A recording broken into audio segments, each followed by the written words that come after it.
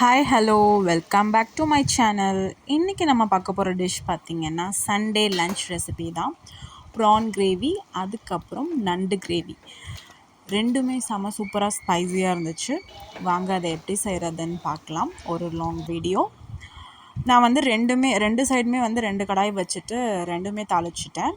சின்ன கடாய் ஒன்று, பெரிய கடாய் ஒன்று வந்து நண்டு கிரேவிக்கு, ஒன்று வந்து ப்ரான் கிரேவிஸ்க்கு. ஒரு 4 வெங்காயம், பெரிய பெரிய வெங்காயம் எடுத்துக்கிட்டேன். 2 வெங்காயம் இதுக்கு, 2 வெங்காயம் அதுக்கு, அந்த மாதிரி மெஷர்மெண்ட் வச்சுக்கோங்க. ரெண்டுமே எண்ணெய் ஊற்றி எண்ணெய் காஞ்சதும் டேரெக்டாக ஆனியன் போட்டு நல்லா வதக்க ஆரம்பிச்சிட்டேன். நல்லா வந்து கோல்டன் ப்ரௌன்ஸில் அது வரணும். ரெண்டுமே வெங்காயம் எவ்வளோ வதங்குதோ அப்போ தான் கிரேவி ரொம்ப டேஸ்ட்டாக இருக்கும்.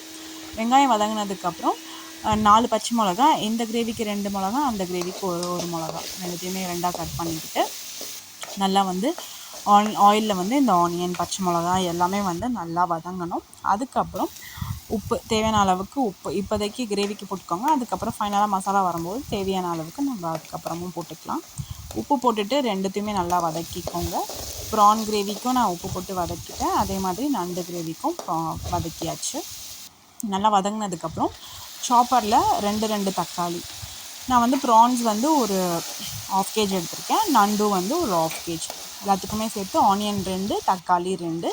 அதே மாதிரி ப்ரான் கிரேவிக்கும் 2 தக்காளி போட்டு நல்லா வந்து மிக்ஸ் பண்ணி விடுங்க. இந்த கிரேவி, இந்த தொக்கு வந்து நல்லா வந்து ஆனியனோட மிக்ஸ் ஆகி எண்ணெய் விடணும். அது வரைக்கும் நம்ம நல்லா வதக்கணும். இந்த மாதிரி எண்ணெய் பிரிஞ்சதுக்கப்புறம் மஞ்சத்தூள், கரம் மசாலா, வீட்டில் அரைச்ச மிளகாத்தூள், இது வந்து நண்டு மசாலாவுக்கு. நல்லா வந்து இந்த மசாலாஸ் வந்து நல்லா கோட் ஆகணும். அதுக்கப்புறம் இஞ்சி பூண்டு பேஸ்ட்டு 2 ஸ்பூன் போட்டுக்கோங்க. ஃப்ரெஷ்ஷாக வீட்டில் அரைச்சது. மேக்ஸிமம் வீட்டில் அரைச்சி செய்யுங்க, டேஸ்ட்டு ரொம்ப சூப்பராக இருக்கும்.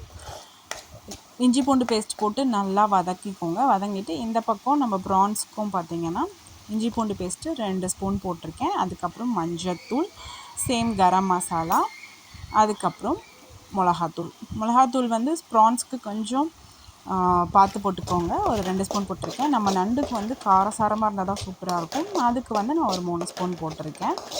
நல்லா வந்து இதுவும் வந்து மசாலாவோட நல்லா மிக்ஸ் ஆகணும். நல்லா மிக்ஸ் ஆகி லைட்டாக எண்ணெய் பிரிஞ்சு வரணும்.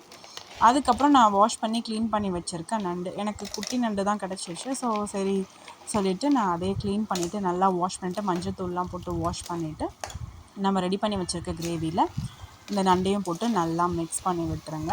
நல்லா வந்து மசாலா ஒன்றோட ஒன்று நல்லா ஒட்டணும். அது வரைக்கும் நல்லா கிளறி விட்டுட்டு ஒரு 5 நிமிஷம் விட்டிங்கன்னா நண்டுலேருந்தே தண்ணி விடும். நல்லா கிளறி விட்டுடுங்க.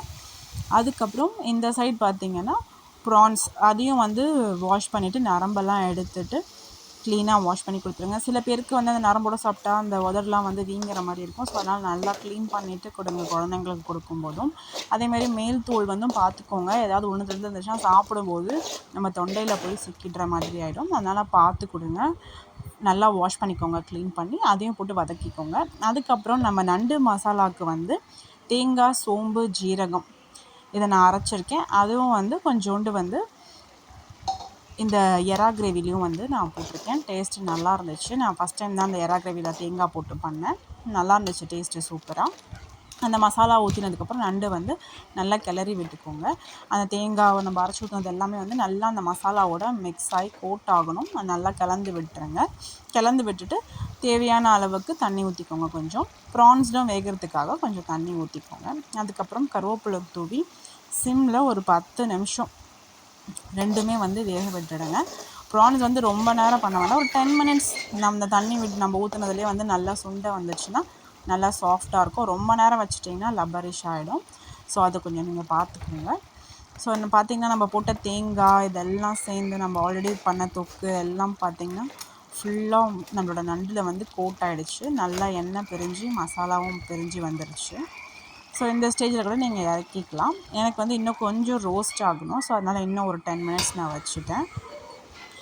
அதே மாதிரி பாருங்கள், சூப்பராக நம்மளோட ஆஃப்டர் ஒரு 10 மினிட்ஸ்க்கு அப்புறம் நம்மளோட ப்ரான் கிரேவி ரெடி ஆகிடுச்சு. சூப்பராக நல்லா சுட சுட ரைஸோடு போட்டு சாப்பிட்டிங்கன்னா சூப்பராக இருக்கும். காரசாரமான ப்ரான் கிரேவி ரெடி. அதுக்கப்புறம் 10 மினிட்ஸ் கழிச்சு நண்டும் எடுத்து பார்த்தேன். நல்லா பாருங்கள், செம்ம கிரேவியாக எண்ணெய்லாம் விட்டு டேஸ்ட்டு அல்டிமேட்டாக இருந்துச்சு. இதே மாதிரி நீங்களும் செஞ்சு பாருங்கள். மெஷர்மெண்ட்ஸ் போட்டு ரொம்ப சிம்பிள். டக்குன்னு வீட்டுக்கு யாராவது வந்தால் கூட செஞ்சு கொடுத்துடலாம். ரொம்ப சிம்பிளான ரெசிபி ஸ்பைசி crab கறி. ட்ரை பண்ணி பாருங்கள். தேங்க்ஸ் ஃபார் வாட்சிங். தேங்க்யூ.